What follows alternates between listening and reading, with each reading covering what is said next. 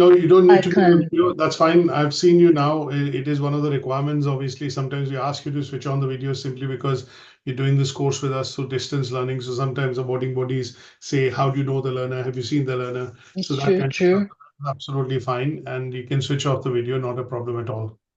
Oh, all right. It's okay. Since it's being recorded, Yeah, yeah, let my face not show. absolutely fine. Absolutely okay. All right. Thank you. So let's make a start, and I'm going to start you off with the systems demo, as I mentioned. So let me open up the website and then share my screen, and we'll start from there. All right.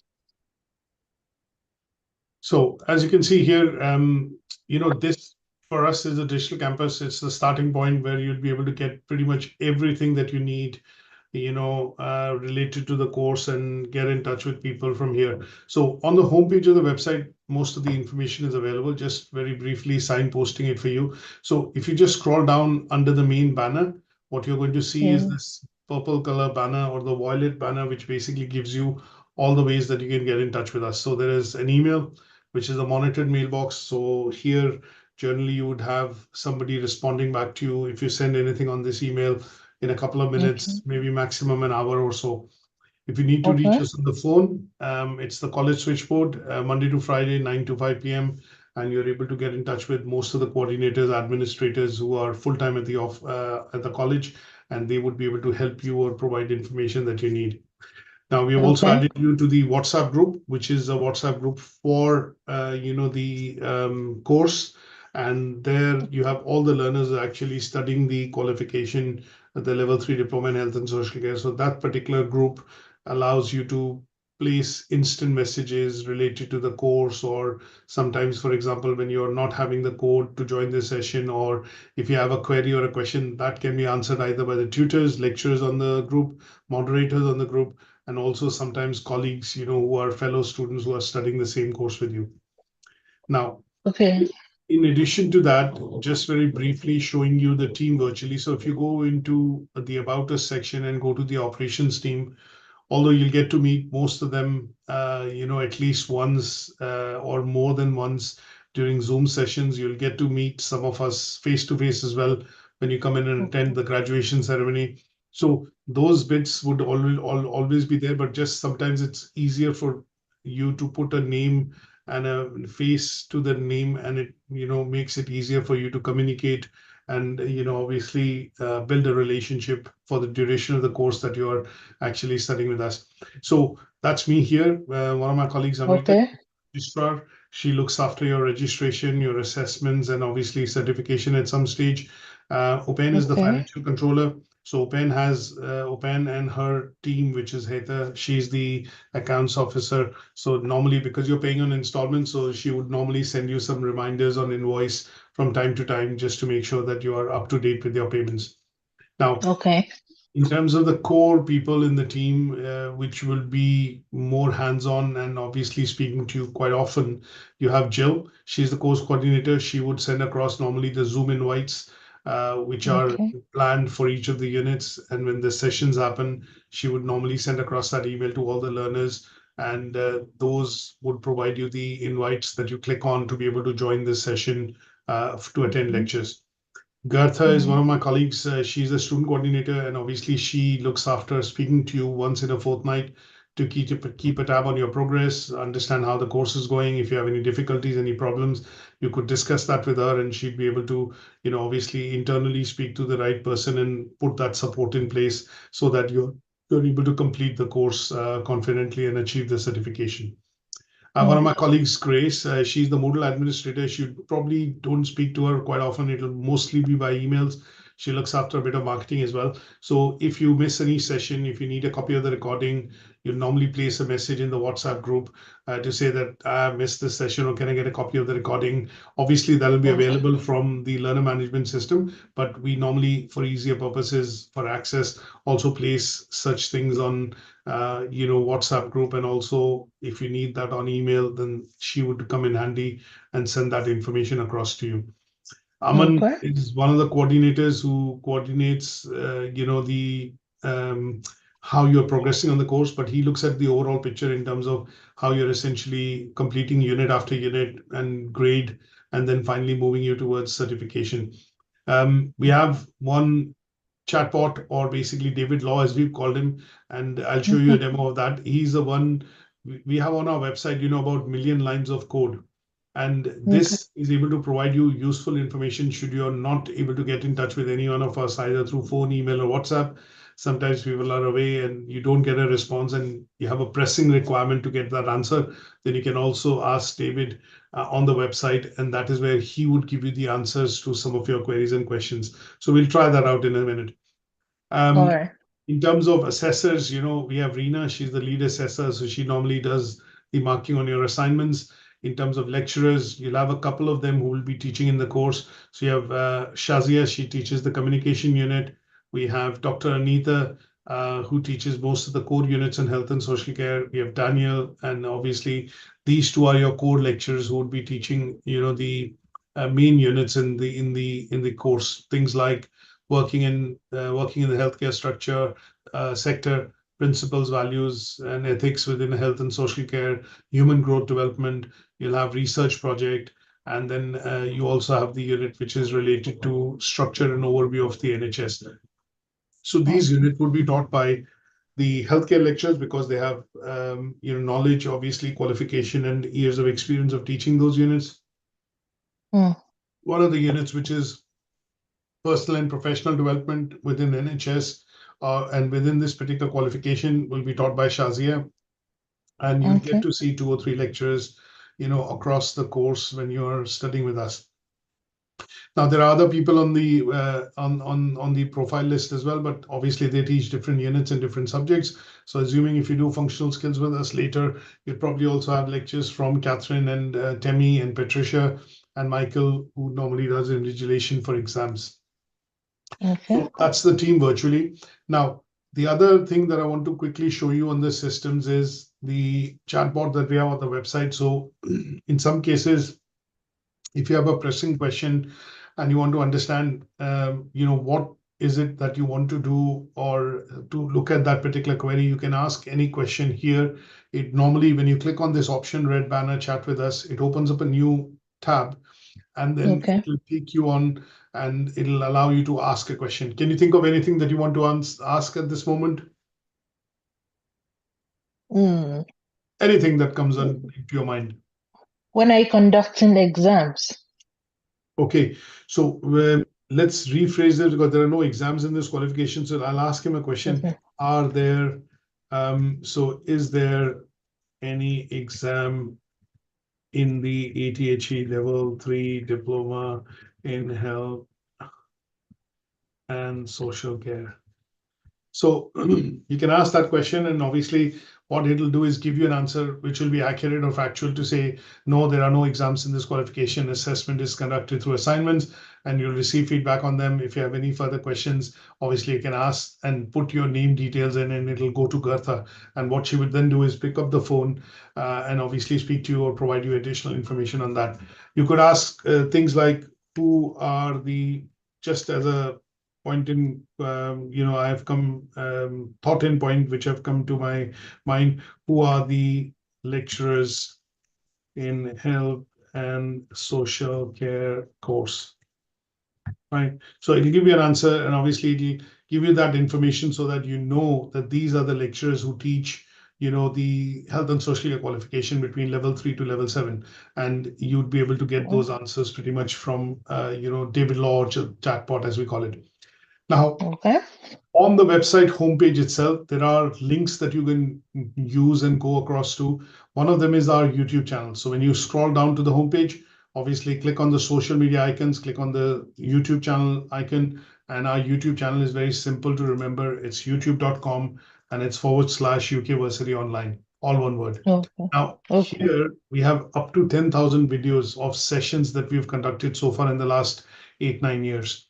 And we keep adding those sessions. So here, in order for you to find your sessions, what I would suggest is for the duration that you're studying with us, click on the subscribe option so that if we upload any new video or any new lecture related to your course, you would get an alert on your email to say, okay, there is a new video or a new lecture which has been uploaded.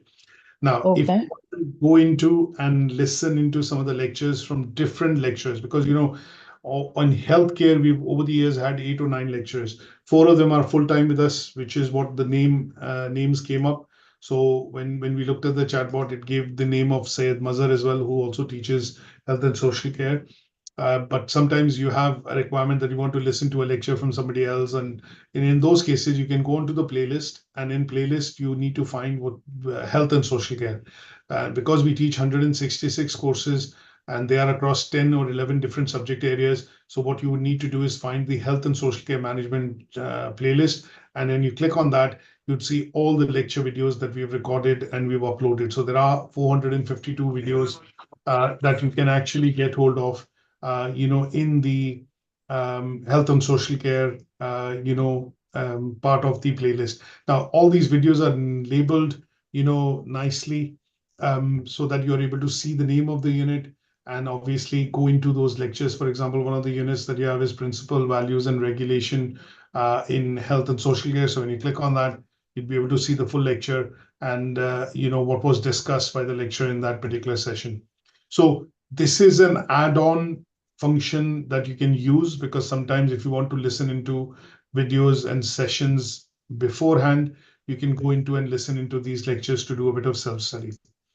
Now, the other thing that you would want to go is to go to the main system, which is the learner management system, and that is on the top bar, LMS login. When you click on this, it opens up a tab, and that will allow you to get into the main system for teaching and learning, from which you'll get most of the course material and the course access.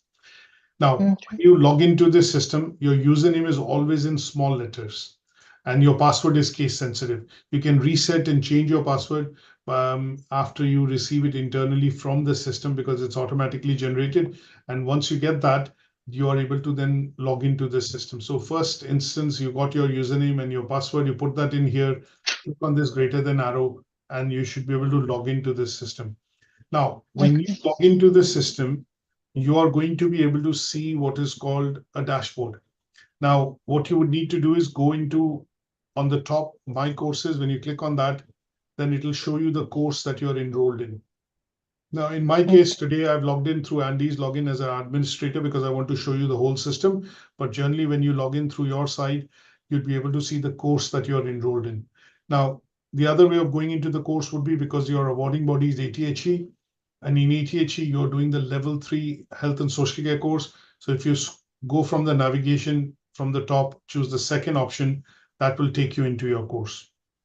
Now, when you're on this system, essentially you can collapse all, and that will bring everything across as a snapshot to you what you're going to study. And then the navigation is also available on the left-hand side here, as you can see, which will allow you to dive into or go into a particular unit or a particular part of the unit to be able to study. So if you want to go into a particular part of the unit to be able to study, click that greater than arrow, and then you're able to see all the documents which are going to be visible here as a summary. Now, what you have to look at in the system is there are 6 units you're going to study. They're all, the material that you would need to study will be all organized within each of these units. So if I open up any particular unit, like say unit 4, what you're going to see is there is a certain specific way in which the documents are uploaded on each of these units that you would go ahead and read. The first document, so what are the documents? These are going to be PDFs. These are going to be Microsoft Word documents. They're going to be videos. And in some cases, there'll be some PowerPoint presentations as well. And ebooks, handouts, case studies, and assignment briefs and samplers. All of them generally tend to be PDF, because PDF tends to be version control. The formatting can be, nicely formatted, and it's visible across all different forms of screens that you would use this software on. So this software you can use on your phone, your tablet, your PC, your Mac. It's compatible with everything. And the reason why we upload documents mostly on PDF is because if I shorten the screen, assuming you were viewing it on mobile, you would see that it repurposes and shapes up into a mobile screen, right? If I open it on a tablet or a PC or a laptop, depending on the size of your screen, it will allow you to resize the the application or the document to fit in that screen. And that is why the documents are normally, generally, I would say most of them tend to be PDF. But there are going to be good amount of documents that we provide, which are going to be Word documents, because we want you to download them, use them, and they would be at a later stage used as templates that you will maybe in some cases add it to your assignment evidence that you present. Now, how are these documents organized on any unit that you look at? The first document is always going to be the unit specification. So if I click on this and open it in a new tab, it is always going to be what is called a unit specification, which is extracted from the course handbook. And we use this document. When I say we, I mean lecturers use this document to be able to teach and deliver this qualification. So when we do lectures, these documents come in handy because it'll give us the unit aims, the credit of the qualification, the unit, all the units in the qualification are graded, so you're able to achieve pass, merit, and distinction. Plus, they will also tell us what are the learning outcomes and assessment criteria that we need to cover to be able to say that we have got knowledge and skills now in this unit after studying. Now, each document that you would see would be having the unit broken down into what are called learning outcomes and assessment criteria. So depending on the number of learning outcomes in the unit, there will be that many lectures to cover that unit. So if you look at this document, which is working in health and social care sector, this has learning outcome 1, 2, 3, 4, 5, and 6. So what that means is we will have 7 lectures to cover this unit. Why 7 lectures? The last lecture is going to be a discussion on how to do the assignment for this unit, which is called the assignment discussion session. So in each lecture, we cover one learning outcome and its assessment criteria. Now, I cannot teach you anything in the unit. So in this case, what we do is when we scroll down on this document, you would see each learning outcome has some sort of an indicative content given by the awarding body to say, this is what needs to be taught and covered in this particular learning outcome. So what we will do is we use this document to create presentations, handouts, articles, case studies, and those are then made available for your purposes of self-study oblique studying this unit. So we can't just teach you anything. This topic or the presentations that we prepare are going to come in from what the indicative content is given. So when I look at the presentations, you would see that the presentations are absolutely made using the content given in the unit specification. And then these presentations address all the criteria that we are going to discuss in that lecture. Okay. Now, the presentations are quite worded because we generally see most learners actually studying and getting 80-85% of the knowledge from our presentations itself and the handouts that we provide. Because sometimes it's to do with work, family, work, and personal life. They only end up studying the units with us through the lectures. Now, the lectures tend to be between 45 minutes to an hour long, and sometimes they can be slightly longer because of the fact that in some lectures, if we have a lot of verbatim question answer session or discussions happening between the tutor and the learner, then in such cases, the lectures time would obviously expand. Now, these lectures that we have are recorded as it is. They are not computer-based lectures. They are not computer-based tutorials. They are recorded lectures which are recorded live, and the latest recordings actually then come up onto the system. So when you click on the play button, you are able to see the lecture coming in directly on what it was delivered, what was taught, and obviously it will cover the PowerPoint presentation, but plus also have the discussion which the lecturer is doing as far as the qualification and that particular learning outcome is concerned in that unit. Okay. Now, along with these, what you're going to be able to see is that we also have lots of different types of handouts. Hello, good morning. And a lot of different types of handouts would mean that, these are additional handouts that we provide, which are useful for you to be able to study the qualification and the specific, thing that we are not able to sometimes cover in a lot of detail within the presentation, because presentations have a limitation. I can't do everything and coverage of everything in detail. And for that, we will normally give you these handouts for additional study. Now, these handouts would be labeled quite clearly. So when it says 1.1, that means it is related to the criteria 1.1, which talks about person-centered approach. And Okay. this particular handout would be a detailed handout, which will give you insights into person-centered approach.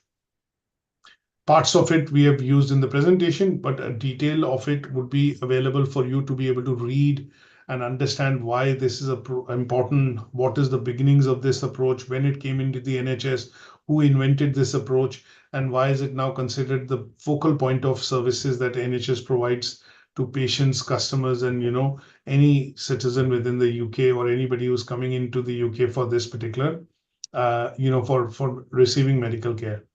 So these handouts that we have created or we have bought essentially would give you finer details about things that you need to cover, in some of the topics that you need to get knowledge on. And these are for additional reading.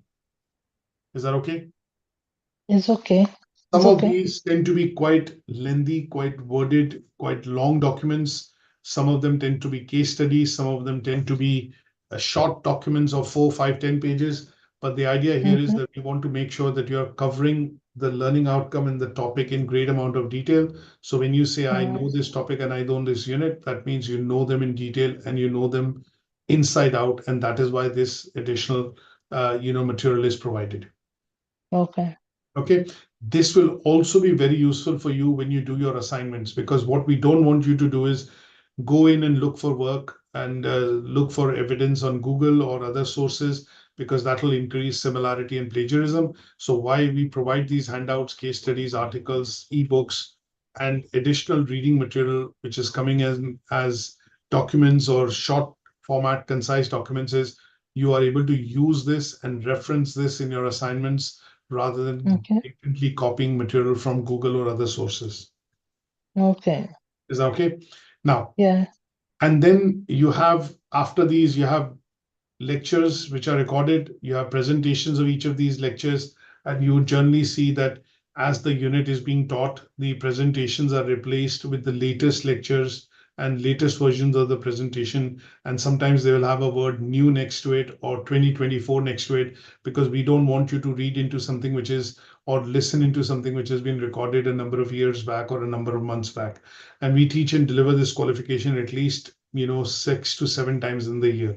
So at any given point in time when you're listening into a lecture or a recording or listening and reading into the presentation, it would be 3 to 4 months back updated. In terms of 3 to 4 months back, it would have been updated. Is that okay?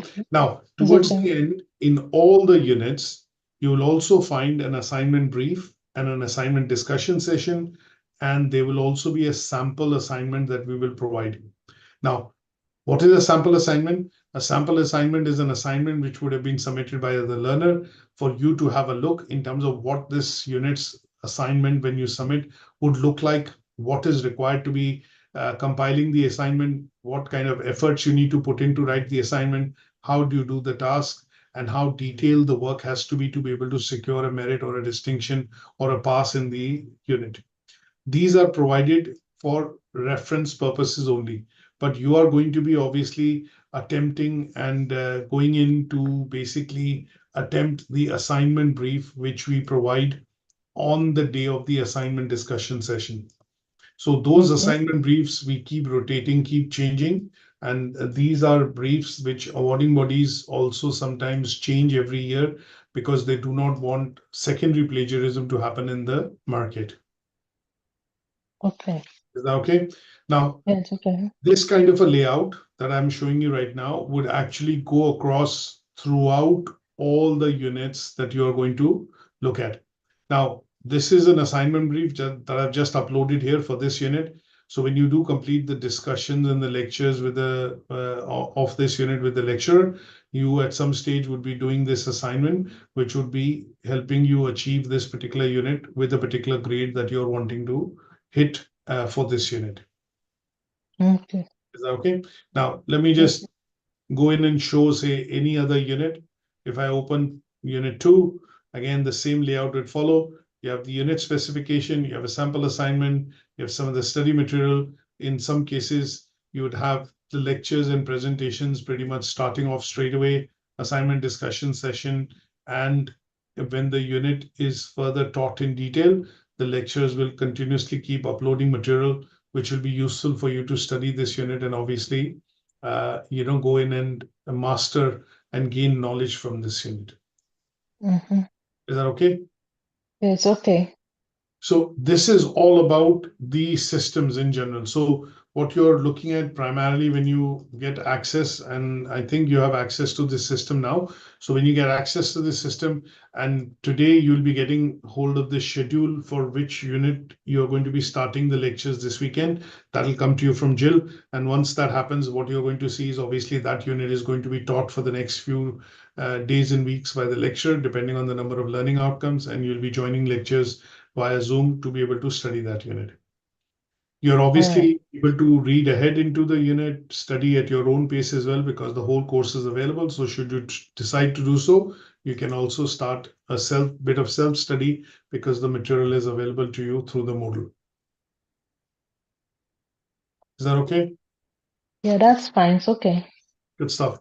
So that helps us cover this part, which is systems demo, Moodle, UK Versity website, WhatsApp group, Zoom that you're using, YouTube channel, and I've introduced the team virtually to you in terms of the key people that will be in touch with you for the duration when you're studying the course with us. All right. Now, let's go into the course overview, some of the other bits that we want to discuss. So in this section, in the course section on Moodle, what you're going to see is also, which is, there's a section called General, which is the first section, in the system when you log in. Now, this General section has some of the documents that I want you to read between now and say Saturday before you start attending some of your first lectures. Now, Okay. when I say read, you might just glean through them, quickly go through them just to familiarize yourself with these documents. And the first one that I would say is the course handbook. So this is the first document that I click on, which is a course document from the awarding body. If you want to gain some insight into who ATHE is, when they started, what kind of qualifications they have, there are some bits which are written here, the links to the website, which will be useful to get yourself up to date with the awarding body that you are going to get the certificate from. Okay. Now, in this course handbook, lot of information we have already taken out, and they are available in different units that you see on Moodle. Now, what are the main pages that I would want you to go through and look at in this course handbook? So a couple of pages that I want to look at is two areas. One is, what is the overall summary of the qualification? So there are no exams, there are only assignments. There are 6 units. It's a 60 credit qualification. And when you look at this qualification, because it's graded, it's important for you to know what are the rules of combination, how your grades are going to be awarded at the end of the day, and Okay. what units are important overall in the qualification, which will contribute more towards your overall grading. Okay. So this particular page, which is page 9, is important because it tells you that what are the units that you are going to study, and also tells you the credits of the unit. So if I look at a unit 1, it's got 12 credits, unit 2 is 10, unit 3, which is quite a big unit, but only has 5 credits. So even if you get distinction in this, you do multiply, when you get grades, for pass, you multiply by 3, for merit, you multiply by 4, for distinction, you multiply by 5. What do you multiply or times? You times the credit, and that gives you an overall score. So this qualification has a clinical way of calculating what your overall grade would be at the end when you complete the units. There's no way that I can say that you're my favorite student and I'll give you merit, or I'll give you distinction, or I don't like you and I'll only give you a pass. No, that is not how it works. This is very clinically designed and defined in the awarding body's guidelines of how the grading structure works. So that is why I would say reading page 9, 10, and 11 is important, because it gives you a guidance on how the assessment is done, how many times can you resubmit your assignment, what is the grading criteria, and at the end of the day, how is your grade calculated by multiplying the grade that you've got times the credit of the unit to receive an overall grade in the qualification. So just a summary of this would be to give you an idea that when I look at the grading system in particular, any passes that you achieve in the unit are always multiplied by 3, merits by 4, and distinctions by 5. Now, in order for you to get an overall grade, why is it important? It's important because when you do apply to maybe study further, or if you add more credits to this qualification on UCAS, you would get points for each of these qualifications. So level 3 diploma that you're doing, you might, if you score overall 180 to 215, you'll get pass. If you are between 216 and 269, it'll be a merit. And if you're over 270 in terms of points on your units, then it'll give you a distinction grade. Now, this calculation is done automatically by the system when we do the assessments, but it is good to know how it works. So how it works, I want to show you very briefly. Now, when you look at any unit specification, each of the assessment criteria, which is later going to be converted into a task in the assignment, carries 5 points. So if I add up all the points in this criteria, you have 5, 10, 15, 20, 25, 30, 35, 40, 45, 50, 55, 60, 65. Now, if you only attempt the pass criteria, you are going to get 65 points in this unit. Now, if you start attempting merit, you are going to 70, 75, 80. And then if you add distinction, 85, 90. So this unit technically has 90 points up for grabs, depending on how you do your assignment. Now, if you have 90 points in this unit, and if you get overall distinction, the credit system is 12. If I multiply distinction 12 times 5, it will give you 60 points in the overall qualification of the unit. So it is important to understand how and where would I put in my efforts in which units to be able to get good marks and overall a distinction in my qualification. Right? Sometimes I have learners who would say, I want to get distinction in all the units. Might not be practically possible because in some units you have to resubmit, or if you can't meet the criteria, then you only get a merit or a pass. But the idea would be to try and look at those units in which the credits are highest, the number of point scoring opportunities are highest, so that when we multiply the points that you get to the grade that you get, you would get a higher grade, thereby contributing higher number of points to your overall qualification. Okay. Okay, so now I'll give you a bit of an example of how this is calculated, just to put this into a bit of perspective. All right. Just give me 1 second. There we go. Now, if I look at the grading system and I share this part of the screen, which is going back.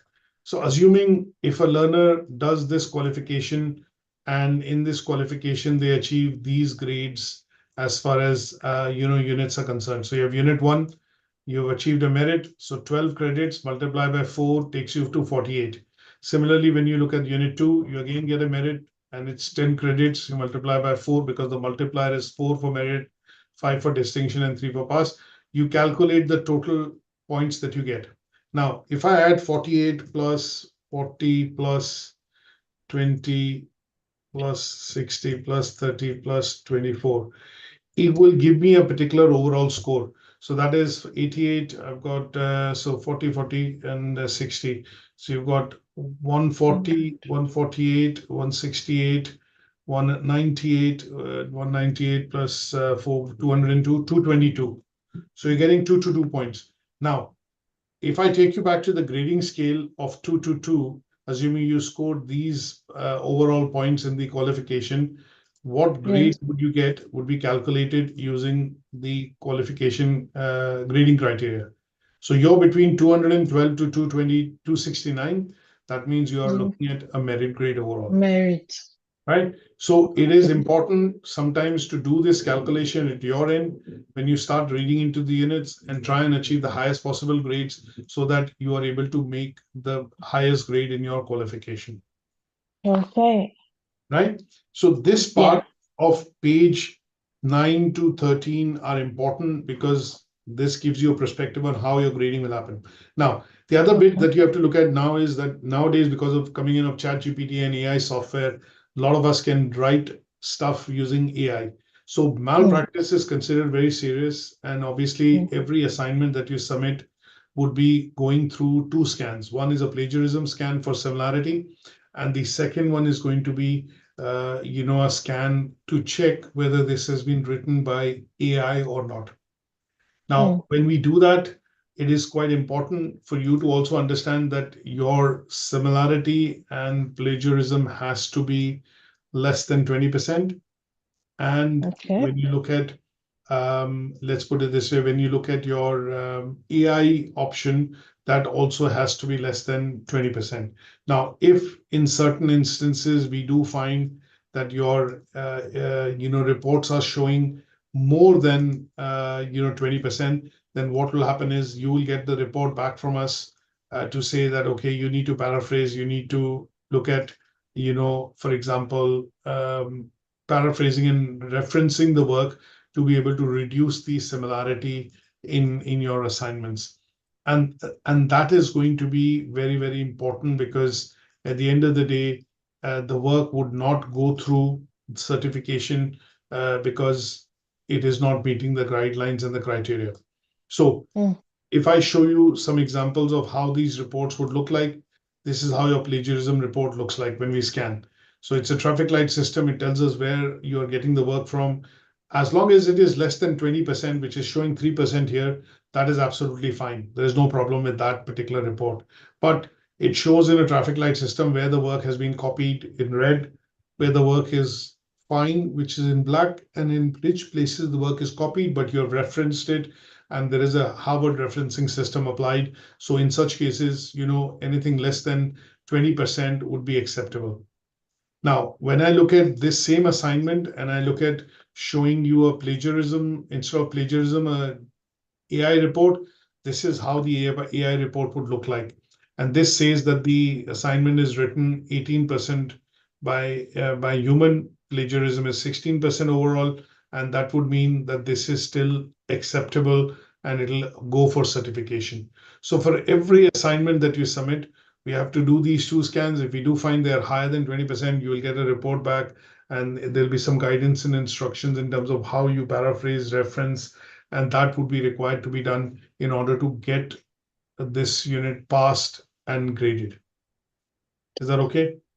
It's okay. Yeah, so that is something. Malpractice as a policy is what you need to be aware of. And that is the second most important thing, which is there in the course handbook that I want to draw your attention towards, which is on page 14, 13 and 14. And that is what I would suggest you read. Now, after that, all the other bits and pieces I've uploaded into the course units separately on Moodle. So these are bits that you can go through just to familiarize yourself. Otherwise, you would get to see them in any case when you start lectures with us. Okay. Okay. Now, that lets me to go to the last part, which is the assessment and feedback process. Okay. So let me show you an assessment and feedback process as well. Let me ask you this quick question. How are you attending this session? Are you on a laptop, PC, Mac? What are you using? Yeah, I have a laptop. Okay, that's great. So the screen is quite okay, 13, 14, 15-inch. How big the screen is? Oh, do you mean how am I going to be attending my Zoom lectures? Yeah, that's correct. But how big is your screen right now that you're attending this particular session with me on? Oh, this session I'm using my phone. Oh, you're using your phone. Okay. Yeah, an Android phone. Okay, that's fine. So what I'll do is I will essentially try and show you something, one document at a time, because it will be difficult for you to see all the documents together. So give me one second. Let me show you one document rather than a number of documents, because otherwise it'll be too small for you to see. Yeah, okay. So let's look at one particular assignment. And what I will do is show that to you so that you're able to see.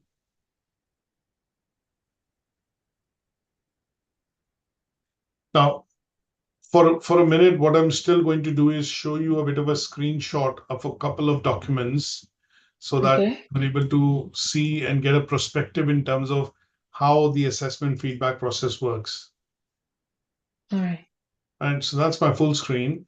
Now, what typically tends to happen is all learners would submit assignments, basically to us. And when they do submit assignments to us, what we do is we review on those assignments and we give you some feedback on the document to say why you're achieving the task which has been set. So there will be some comments that you see on the right-hand side, and they would basically be checking whether this is a part of the assignment, whether the evidence that you put is meeting the required criteria of the assignment. And this commenting is what we do, which is normally visible only on a full device like a PC or a laptop. It won't be visible to you on a tablet or a phone because the screen size is small. Now, this is how we provide feedback on the assignment. So when you do submit assignments to us, all assignments are essentially submitted to us on an email. And if I put this across, just for the purposes of mentioning, so all assignments are submitted on email because this allows you to get, feedback from the lecturer, whether your assignment is right. And when you do submit assignments, what you also do in those assignment emails that you make to us is to say what grade you're trying to achieve. Okay. Because it is important for us to know what grade you're trying to achieve so that the feedback can be given accordingly to help you achieve that grade. Now, if you do find that the assignment is shy in terms of some evidence, is not meeting the criteria, or requires some additional work and elaboration, then these comments that you see on the right-hand side would tell you exactly what is to be added, what is to be changed, what is to be deleted or amended, so that you are able to achieve that task. Okay. Now, once this achievement has been done, what at that stage we will do is we will scan your assignment. And as you can see, this scanning of the assignment meant that this assignment is 40% written by AI. That means some sort of a software has been used, and this assignment does not tend to be human generated. Right? Now, what that means is at the end of the day, the learner will get an email back from us which will give him some instructions in the last page of the report to say, now that you have submitted the assignment is fine in the sense in terms of meeting the tasks, but you need to paraphrase and write it in your own words. So there are instructions which are given here. And what will happen is when you click on this particular writing report, it will take you to a website, and that website will allow you to sign in by creating a free account. And then it will show you what parts of the assignment are highlighted in yellow, which is generated by AI. Those are the bits that you will need to go in and paraphrase and rewrite and reference. And when you submit on the same window, we will get an email and an updated assignment to say, now that it's been paraphrased and that similarity has gone down, now this is ready for grading. Okay. Okay. Now, this bit of the process, when you complete the assignment, you get three things back from us. You get this annotated document, you get the plagiarism and the AI report, and then you get a cover sheet, which basically tells you why you achieved the assignment and what is the final grade which has been given on that particular unit. And this is your proof and record to say that the work has now been signed off, and that is the grade that you're expected to see and you'll receive when you get your certification. Okay. Is that okay? Yes. Now, how does your certification look like? I'll also show you a sample so that you know how your certification looks like. So when you have completed your all the units, at some stage, what will then happen is that we will put your work forward for external verification. The awarding body will look at your work and the assignments that you've done and the grading that we have given and the work we have assessed. And then you'll get a 2-page transcript and a diploma. That diploma will say your name. It'll say the overall unit, the grade that you've achieved, qualification name, and then the second page of that diploma would show the units you have completed and what grades you have achieved in the qualification. Okay. Is that okay? Yeah, it's okay. So that hopefully gives you a detailed idea of how you're going to study the qualification with us, how the qualification and feedback process, assessment and feedback process works, who are the key people, who are the tutors, and last but not the least, how do you get all the teaching and learning material and obviously join the sessions with us to study this qualification. Okay. Now, the days on which we do the sessions are, Saturday and Sunday. Okay, and what time, please? This happens from 10 a.m. to 11 a.m. Whoa. So I these have are work by that time. So essentially what that would do is you would probably, if you're working on a rota or you have some sort of a system in terms of working hours, then in some cases, what will happen is you would probably be looking at listening into recorded lectures. And I will tell Jill, if we are doing sessions on Thursdays and Fridays, which are also 11 a.m. because some of our learners are actually working, then in such cases, you would be moved into those sessions so that you are able to attend them live. If you Okay. have to attend them live. Okay. I'd like to attend them live. Sure. Yeah. So. So you'll have to look at, obviously blending them in Okay. either of these slots, because these are the two slots on which, we teach these units, and there are, obviously hundreds of learners on this particular course itself. Okay. It's very difficult for us to move time because, I would love to have a democratic system and I would love to, have a time with you and somebody else, but it's not going to be Yeah. practically possible. So sometimes when we do these sessions, we keep them on weekends. Sometimes if we have, say, 10 learners who are attending, if 6 of them say, I'm okay to do this time, then we will schedule it that time. But so it goes by majority, let's put it this way. So Okay. for now, I think what you'll have to look at is these are the two timings, and what essentially for now, because we've started the September cohort, I think the sessions are pretty much happening, on Saturday and Sunday between 10 to 11 a.m. Now, these timings we can change, and sometimes when you do a particular unit, we look at this particular time for 5, 6 lectures. But if sometimes we have learners not attending and wanting to change to another time, then we will move those times, and that would come to you from Jill in the session. Okay. Okay.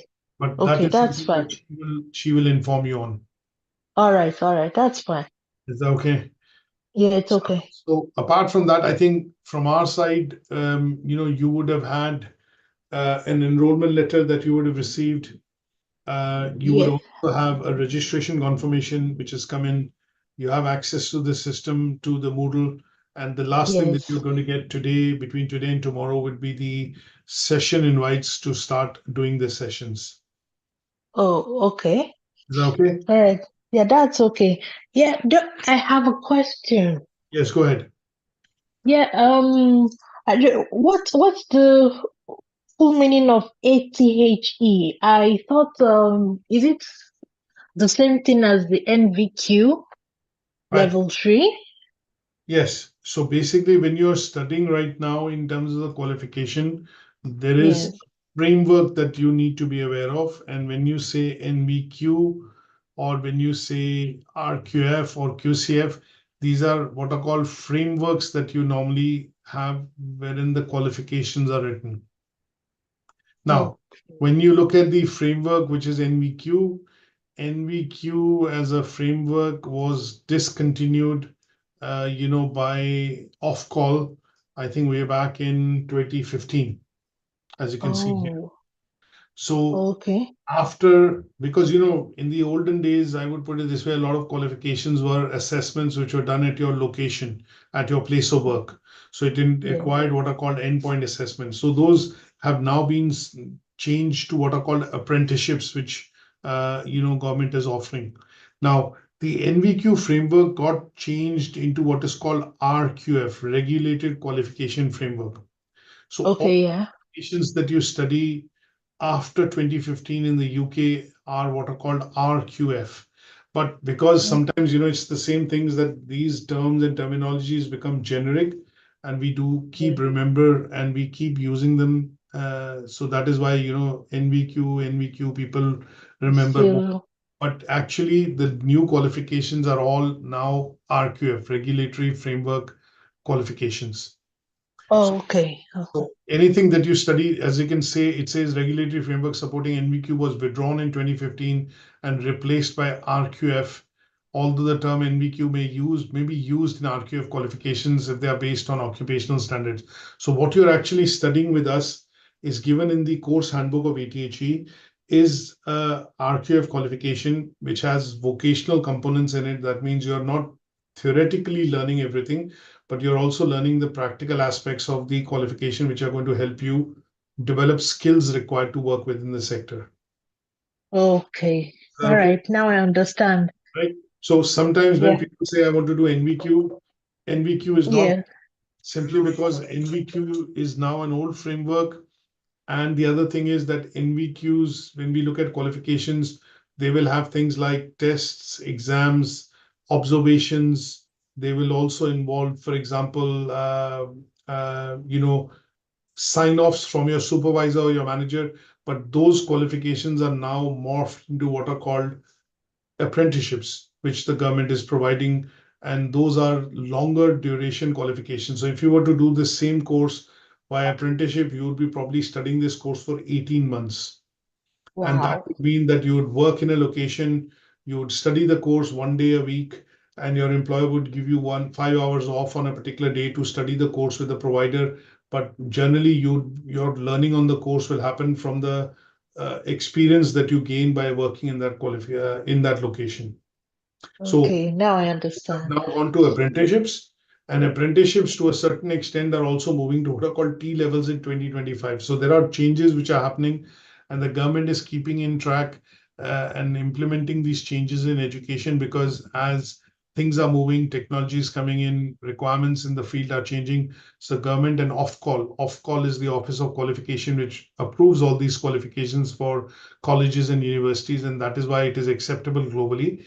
They keep writing the new standards to which the qualification need to adhere to. So NVQ was Okay. discontinued in 2015, and Yeah. next year is the last year where any awarding body will be able to offer an NVQ qualification. After that, Wow. they would have to shut it down or close it down, and everything would become RQF going forward. Because there's Oh, a nice. transition, government cannot just Yes. policy and do everything in one go. There's a bit of a transition Yes. you have to put in place to be able to do so. Oh, okay. Okay. Oh, all right. Thank you. That's fine. Then, secondly, I would like to ask concerning submission of assessments. Yes, Yeah, we're going to submit it via email, that or is there's a correct. portal. No, Oh, you okay. submit it via email, and that would be Okay. the learner work email, because on emails, when you submit, you're able to get feedback. And that email, Okay. learner work at UK Versity. So you get an acknowledgement as well. When you submit the assignment, you get a receipt that the assignment has been submitted and received by the college. You'll get feedback in 3 to 5 working days, and that would allow you to get feedback on email from the lecturer to say the work is meeting the criteria, this is what you're achieving as a grade. And then if you need to make any changes, he sends the same document back. You make changes in it, highlight it in yellow, and send it back again, and that is a working Okay. document which goes back and forth between you and the lecturer. Oh, okay. Okay. All right. That's fine. It's okay. Thank you so much. Good stuff. So I hope Yeah. this session has been useful, and you've got Yes, it has. confidence now to be able to follow, the qualification with us. I'll ask Jill and give her the timings so that she then would be able to send across the session invites to you as well. Yeah, that's fine. It's okay. Good stuff. Thanks, Ella. Yeah. Thanks for attending. Thank you so much. I'll Thank send you a you. copy of this after the session. All right. Take All care. right. Thank you. See you. Cheers. Cheers. All right. Bye. Bye.